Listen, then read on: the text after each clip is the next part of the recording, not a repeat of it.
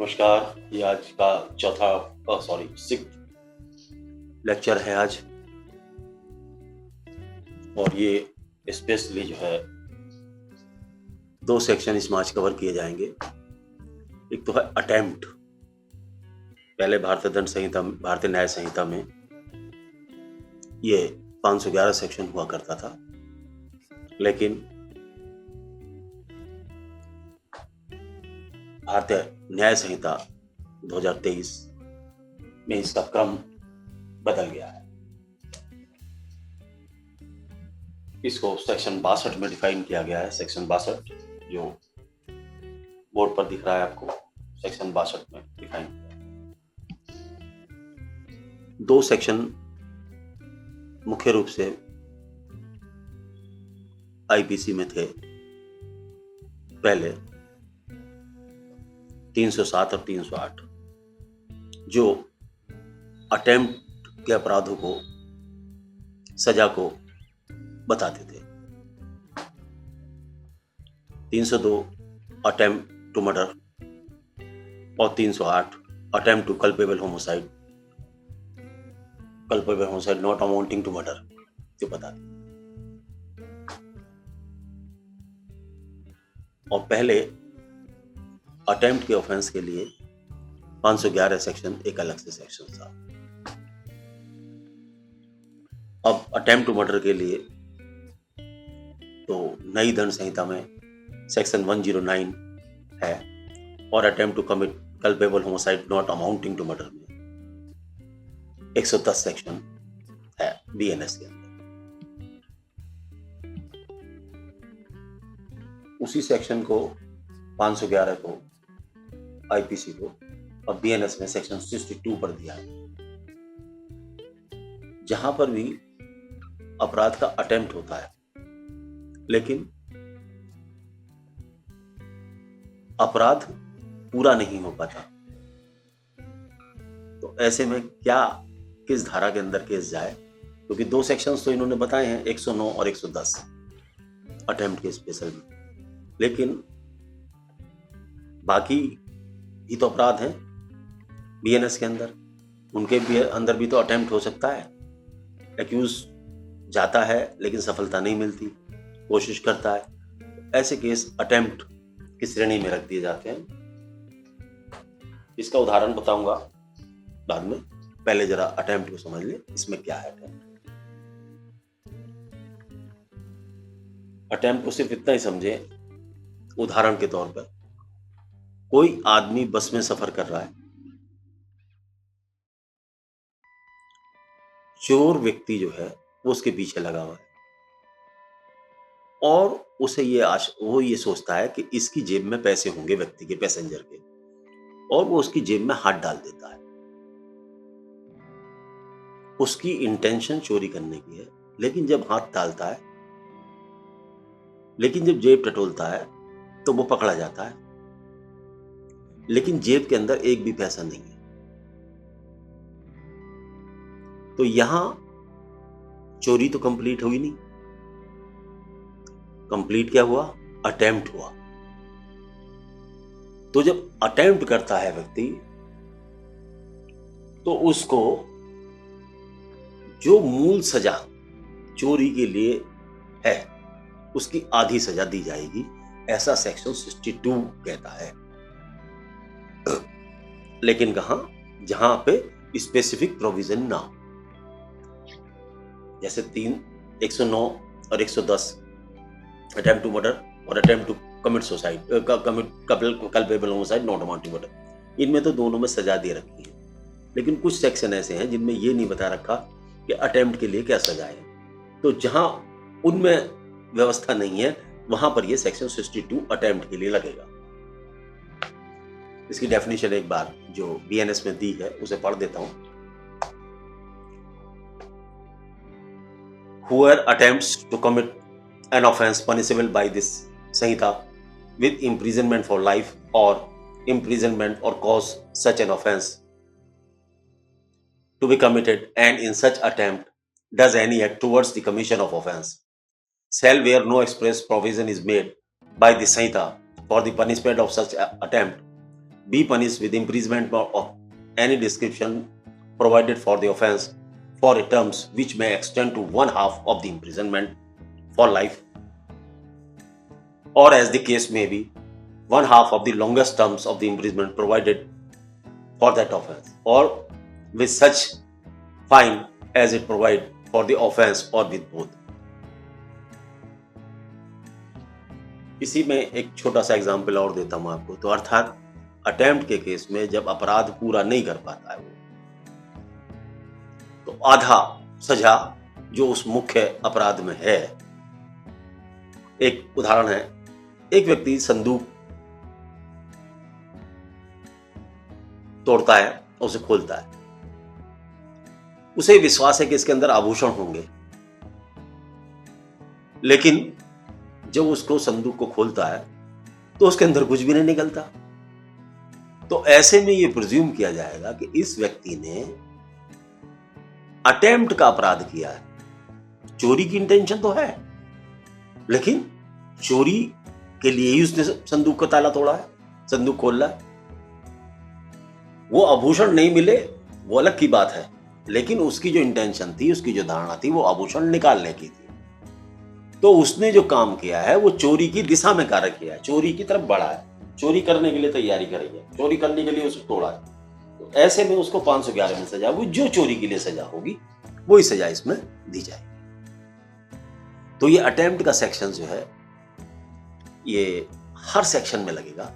अगर सिर्फ इसको छोड़ दें, क्योंकि इसमें तो स्पेसिफिक 109 और 110 सेक्शंस जो हैं अटेम्प्ट टू मर्डर और अटेम्प्ट टू कल्पेबल होमिसाइड में, तो दोनों में तो सेक्शन दिए हुए हैं अटेम्प्ट के। लेकिन बाकी सेक्शंस में जो आईपीसी जो नई भारतीय दंड संहिता बनी है, इसके अंदर अटेम्प्ट के सारे सेक्शंस नहीं है। तो जहां पर अटेम्प्ट होता है, अपराध तो है उसमें, लेकिन जहां पर अटेम्प्ट खाली अटेम्प्ट ही अटेम्प्ट होता है, वहां पर जो है ये हम इस धारा को यूज करेंगे। जैसे हमारी आईपीसी में इस समय 300, हमारी जो भारतीय दंड संहिता है, भारतीय न्याय संहिता है, इसके अंदर 358 सेक्शन है। 358 सेक्शन में केवल 2 या 4 सेक्शन ऐसे हैं जिसमें अटेम्प्ट के लिए अपनी सजाएं दी गई, लेकिन बाकी सेक्शंस के लिए अटेम्प्ट के लिए ऑफेंस नहीं बनाए गए। तो वहां क्या है, जहां ऑफेंस होता है लेकिन केवल अटेम्प्ट होता है और सक्सेसफुल नहीं होता, तो ऐसे सक्सेसफुल ना होने पर इस सेक्शन के तहत 62 के तहत आधी सजा दी जाएगी। तो यहां इसी पर इसको विराम देता हूं, इसी के लिए इतना ही। लेकिन अब हम चैप्टर चालू करते हैं, दूसरा सेक्शन चालू करते हैं, जो है 317 बीएनएस भारतीय न्याय संहिता 317।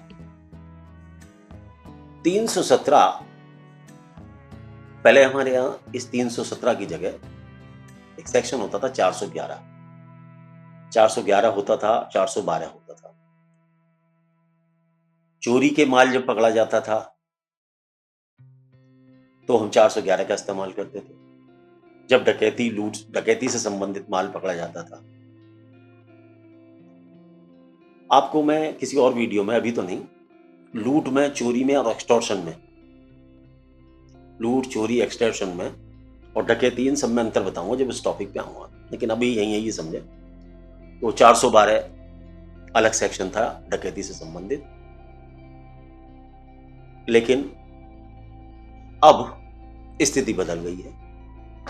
नए कानून में इन सब जो पुरानी आईपीसी थी, आईपीसी के सारे सेक्शंस को 411, 412 को समाहित कर लिया गया है, इसके अंदर 317 के अंदर शामिल कर लिया गया और उसके सब सेक्शन डिवाइड कर दिए। सब सेक्शंस में यह बताया गया कि किस में क्या अपराध होगा। तो अब सबसे पहले हम 317 पढ़ते हैं और 317 को समझने की कोशिश करते हैं कि 317 क्या है। चोरी से रिलेटेड, रिकवरी से रिलेटेड जितने भी ऑफेंस होंगे उसमें मुख्य सब्सटेंटिव ऑफेंस के साथ में ये वाली धारा भी लगेगी। वो तब जब रिकवरी होगी। तो ये धारा, अपराध जो किया जाता है वो और उसके साथ रिकवरी, ये कपल्ड होनी चाहिए। जब ये मिक्स होती है तब अपराध का पूर्ति हो जाती है और सजा के चांसेस ज्यादा होते हैं रिकवरी होने पर। यदि रिकवरी नहीं होती तो केस वीक हो जाता है और डाउटफुल भी प्रतीत होता है। तो रिकवरी हर चीज, हर चोरी, लूट और इनके अपराधों में, डिसऑनेस्ट में ये जरूरी होती है कि रिकवरी हो तो उसे लिंक किया जाए। लिंक ना होने पर केस वीक हो जाता है। तो अब जरा सा हम 317 पर डालते हैं और इसकी क्या डेफिनेशन इन्होंने दी है वो एक एक करके बताते हैं जरा सा। पहले चोरी की डेफिनेशन 410 सेक्शंस में दी गई थी, लेकिन अब ये सारी की सारी 317 में ही कवर करने की कोशिश की है लेजिस्लेचर ने, और एक ही सेक्शन, सब कई अपराधों के लिए एक ही सेक्शन का निर्माण किया, या कहें कि लॉ में इंट्रोड्यूस किया। अब जरा मैं 317 को की डेफिनेशन को पढ़ता हूं।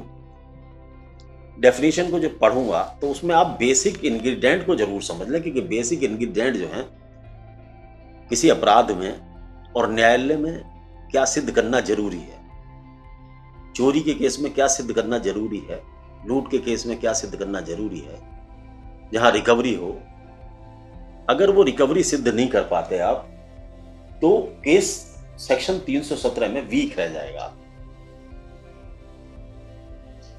तो यहां हम जरा सा ध्यान देते हैं कि क्या डेफिनेशन सरकार ने 317 के लिए निर्धारित किया।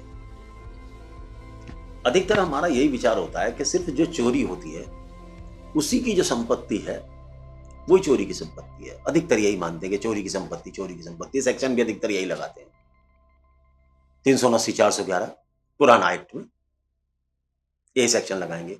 लेकिन अब अगर चोरी होती है तो उसके साथ क्या सेक्शन लगाया जाएगा, ये जरा सा इंपॉर्टेंट है। ये 317 लगाया जाएगा चोरी के लिए, और पुलिस लगाती है।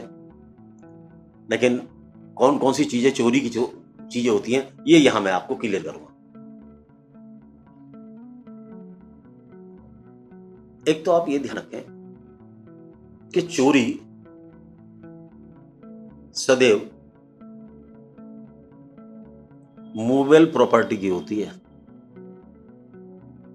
जो प्रॉपर्टी मूव होती है, तो इसका पहला बेसिक इंग्रेडिएंट है मूव होने वाली चीज, जो इधर से उधर चल जाए। दूसरा इसका इंपॉर्टेंट चीज है कि दूसरे की बिना नॉलेज के, बिना ज्ञान के, बिना अनुमति के उस चीज का कब्जा चोर जब अपनी तरफ ले लेता है, असल मालिक के पास कब्जा रहना चाहिए माल का, लेकिन चोर अपनी तरफ जब उसका कब्जा लेता है, अर्थात जैसी उठाकर चलता है, तो यह कहा जाएगा कि कब्जा ट्रांसफर हो गया, यहां चोरी चालू हो जाएगी। जैसी मूवेबल प्रॉपर्टी को वो हटाता है, अपनी तरफ लेता है, जैसे गेहूं की फसल खड़ी है, एक आदमी गेहूं की फसल जमीन से जुड़ी है, तब तक वो चोरी नहीं है, जुड़ी है। लेकिन जैसे ही आप उसे काटते हैं चोरी, और उसे लेकर चलते हैं, चोरी हो गई। काटते ही हो जाएगी, पेड़ खड़ा है, आप उसके को हिला रहे हैं, कोई अपराध नहीं है।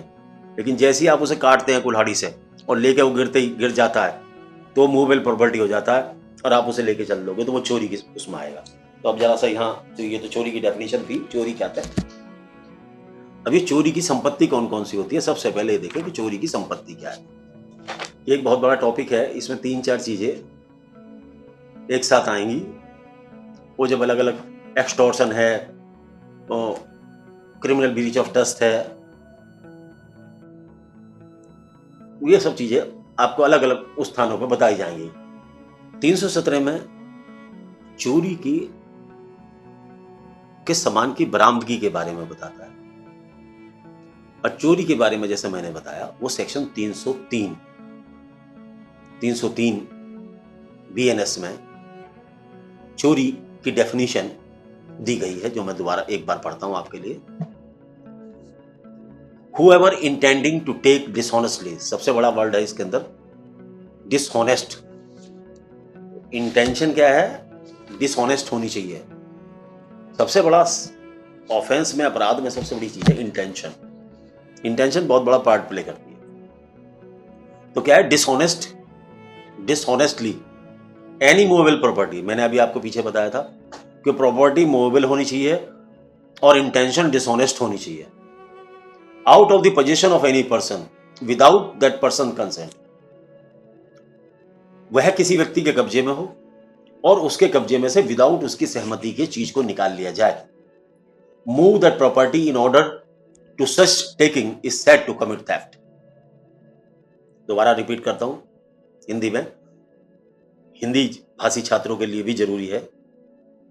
जो कोई किसी व्यक्ति के कब्जे में से, अर्थात किसी व्यक्ति का कब्जा होना चाहिए उस प्रॉपर्टी पर। किस प्रॉपर्टी पर?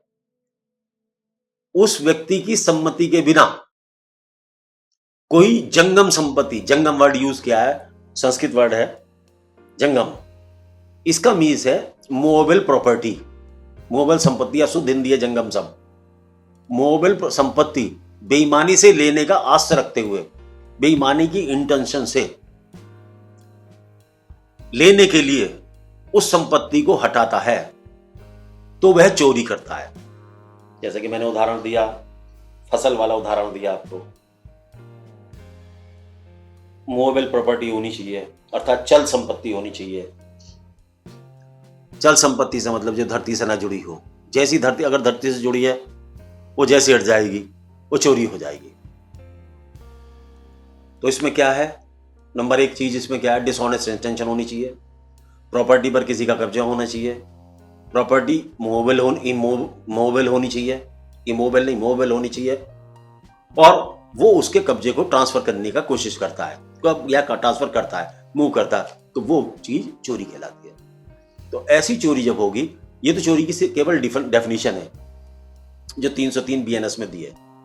इसके उदाहरण दिए हैं बहुत सारी चीजें के, सारी चीजों को उदाहरण दिए इन्होंने, उदाहरण एक्सप्लेन करा है इसको, कम से कम 25-30 उदाहरण है। लेकिन यहां मैंने आपको जो इसकी बेसिक चीजें हैं वो आपको बताने की कोशिश की थी, चोरी के क्या बेसिक इंग्रेडिएंट हैं। जब तक आप चीजों के उनको नहीं समझेंगे इंग्रेडिएंट पर, तब तक नहीं समझेंगे। अब देखिए इसमें क्या है, किसी चीज का कब्जा हो, बेईमानी की नियत हो, मूवेबल प्रॉपर्टी हो, कोई आदमी चोरी करके ले जाए। अब एक उदाहरण देखता हूं आपको। एक आदमी ने काली देवी के लिए एक बकरा खरीदा। बकरे का कान काटा और बकरे को छोड़ दिया। एक व्यक्ति उस बकरे को ले जाता है। क्या ये चोरी हुई? बताइए। नहीं, ये चोरी नहीं है, क्योंकि बकरा जो है उस व्यक्ति ने इस उद्देश्य से खरीदा ही नहीं।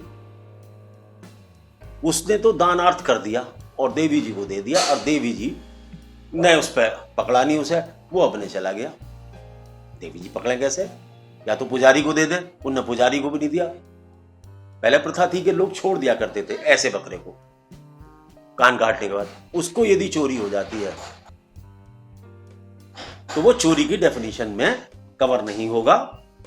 ऐसी प्रॉपर्टी रेस न्यूलिस कहलाती है, RESNULLIS, रेलुस can not be the subject of receiving, क्योंकि वो तो पहली गॉड की संपत्ति है, उस पर कोई क्लेमेंट ही नहीं है, वो किसी के कब्जे में ही नहीं है। बकरा घूम रहा है सड़क पे, किसी का कब्जा नहीं है उस पर, कोई कहता नहीं कि मेरा है ये तो छोड़ा जा चुका। तो ऐसे में एक डेफिनेशन एक किताब से पढ़ी थी मैंने, वो आपको मैंने कोट की है। Where a bull was let loose as a part of a religious ceremony and was the property of no one, it was held it could not be the subject of an offense under this section, as the original owner had surrendered all the rights as its proprietor and it was a nullis proprietarius। Latin word है, थोड़ा पढ़ने में language में problem होती है। तो वहां जिसने सरेंडर ही कर दिया किसी चीज का कब्जा, अगर वो व्यक्ति कोई ले जाता है ऐसी चीज को, तो उसके लिए फिर ये चोरी की डेफिनेशन में नहीं आएगा। नेक्स्ट अब कहते हैं, आगे चलते हैं जरा सा। ये तो थी चोरी की डेफिनेशन। अब है रिकवरी ऑफ स्टोलन प्रॉपर्टी। बिना रिकवरी के चोरी का केस वीक होता है, लेकिन अटेम्प्ट बन जाती है। अटेम्प्ट के केस में रख सकते हैं हम उसको। लेकिन अगर रिकवरी होती है किसी आदमी से, कोई आदमी चोरी करता है तो चोरी इसीलिए उद्देश्य से करता है कि कहीं माल को बेचेगा। तो जब को माल को बेचेगा तो उसका एक रिसीवर भी होगा जो उस माल को रिसीव करता है, चोरी की संपत्ति को, उसके ऊपर ये सेक्शन 317 लगाई जाती है। अब 317 में क्या क्या फैक्ट्स देखने चाहिए। न्यायालय जब किसी व्यक्ति को सजा करता है, पुलिस के तो क्या होता है कि पुलिस ने किसी के पास देखा ये चोरी का माल है, पुलिस उसको पकड़ती है और सेक्शन लगाती है 317 BNS का और बुक कर देती है, कोर्ट में चली जाती है। एक अगर पुलिस के लिए तो इतना रोल है, लेकिन अगर पुलिस को ये कोर्ट में चीज सिद्ध करनी है, तब उस पुलिस ऑफिसर्स को जो 317 में जो ग्राउंड से दी गई है स्टोलन प्रॉपर्टी की रिसीविंग की, उनके बेसिक इंग्रेडिएंट को उसे सिद्ध करना पड़ेगा। अगर वो नहीं सिद्ध कर पाता तो नहीं हो सकता। जरा सा इसको जल्दी से बताते हैं, आगे टॉपिक लंबा हो जाएगा बहुत। स्टोलन प्रॉपर्टी, स्टोलन प्रॉपर्टी की क्या डेफिनेशन है, जरा सुने इसको।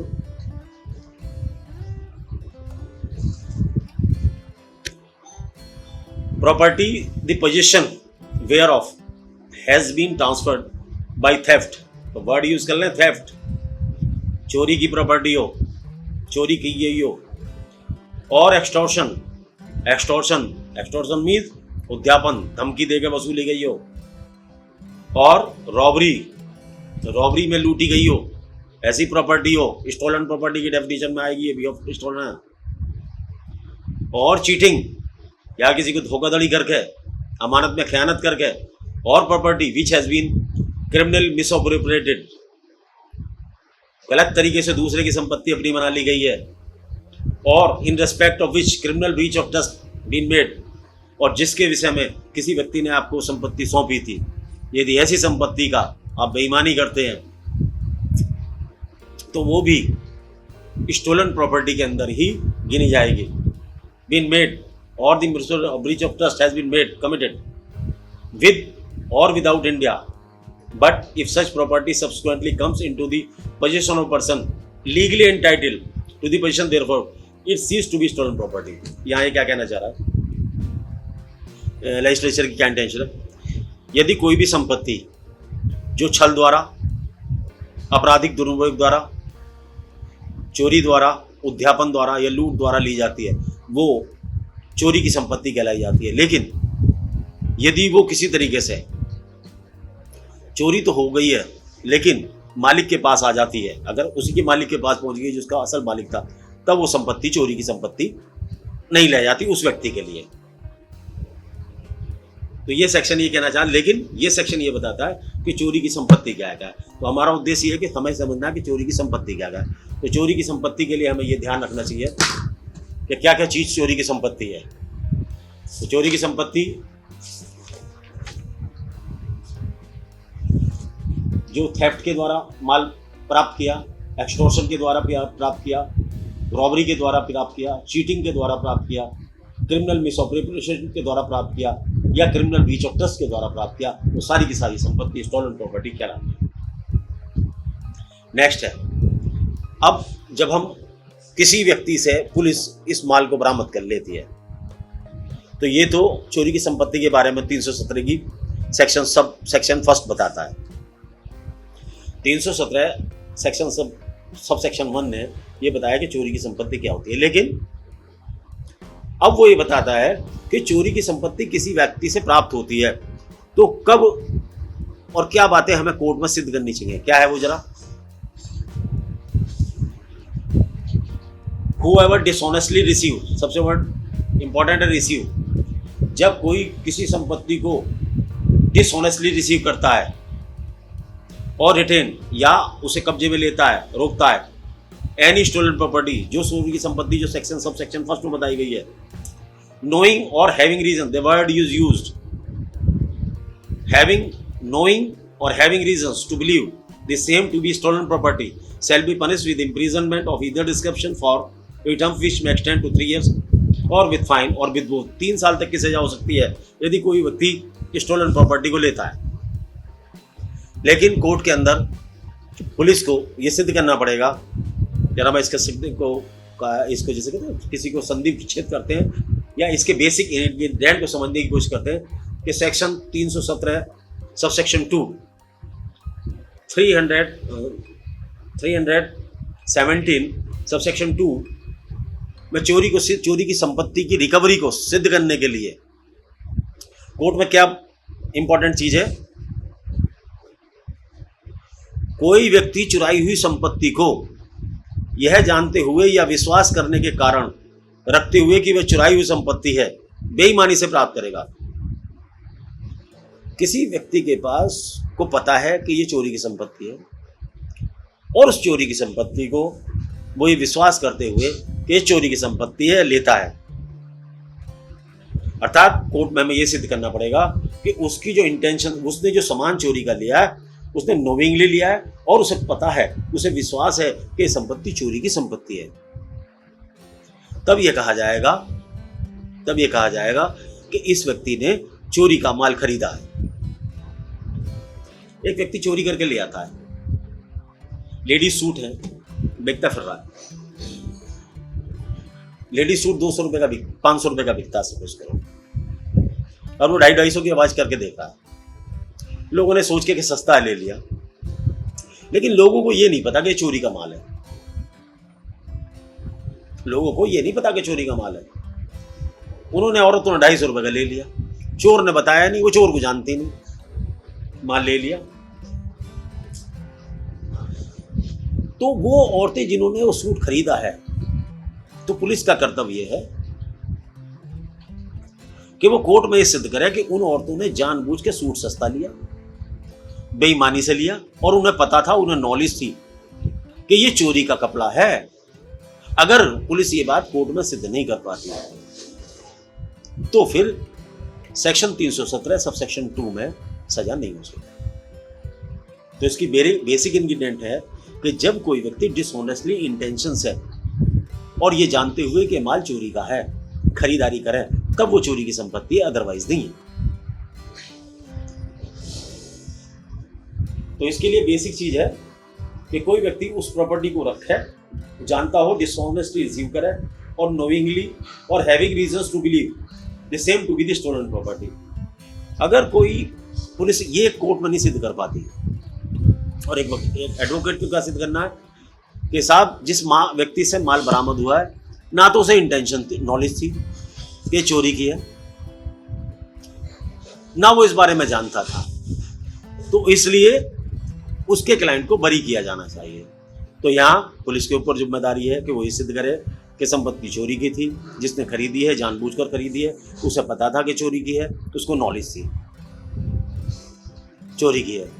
और पुलिस ऑफिशियल की ये जिम्मेदारी है, और वकील की ये जिम्मेदारी है, वो ये सिद्ध करने की कोशिश करे कि सर उसे नॉलेज नहीं थी कि संपत्ति चोरी की है। यदि नॉलेज पुलिस सिद्ध नहीं कर पाई तो फिर ये रिकवरी बेकार चली जाएगी और ये रिकवरी में सजा नहीं हो सकती। तो इसी में फिर ये बता देते हैं आगे, यदि प्रॉपर्टी डकैती की हो, डकैती का माल हो और कोई व्यक्ति खरीदता है, तो section sub section 317 sub section 3 में डकैती का माल अगर प्राप्त करता है तो लागू होगा। अगर कोई व्यक्ति ऐसा है जो जानता है कि ये लुटेरे हैं, लुटेरों से लगातार माल खरीदता है, हैबिचुअल ऑफेंडर से माल खरीदता चला रहा है और पहले भी खरीदा है, तो ऐसा व्यक्ति 317 सब सेक्शन 4 में हैबिचुअल ऑफेंडर से चोरी का माल खरीदने के लिए जिम्मेदार होगा। इनमें सब में अलग अलग सजाएं हैं। जो चोरी का माल खरीदेगा उसकी अवधि 3 साल की सजा का होगा। जो डकैती से संबंधित माल खरीदेगा उसे आजीवन कारावास तक की सजा हो सकती है, या कम से कम मतलब 10 साल तक की सजा हो सकती है। लेकिन जो व्यक्ति हैबिचुअल ऑफेंडर से माल खरीदता है उसे आजीवन कारावास की सजा हो सकती है सब सेक्शन 317(4) में, और 10 वर्ष तक की भी सजा हो सकती है। तो ये सारे के सारे प्रोविज़न इसमें ये बताए हैं, और इसमें 5 और है। और जो ऐसी चोरी की संपत्ति करने वालों में सहायता करता है, इनकी हेल्प करता है, उसके लिए 3 वर्ष तक का सजा मुकर्रर की गई है। तो तीनों सेक्शन मैंने बताने की कोशिश करी। Recovery of stolen articles, recovery of property looted और रिसीव्ड इन डकैती, और property received from habitual offender. इनके लिए तीनों के 317(2), 317(3), 317(4) अलग अलग सेक्शंस देखने होंगे। कि लूट की चोरी की प्रॉपर्टी है तो 317(2), डकैती की प्रॉपर्टी है 317(3), और वैसी संपत्ति है जो हैबिचुअल ऑफेंडर से खरीदती जाती है, जो चोरी डकैती करते हैं, तो उनके लिए सेक्शन 3, 4। आज के लिए टॉपिक इतना ही, अगले टॉपिक में मिलेंगे, मुलाकात है। ओके।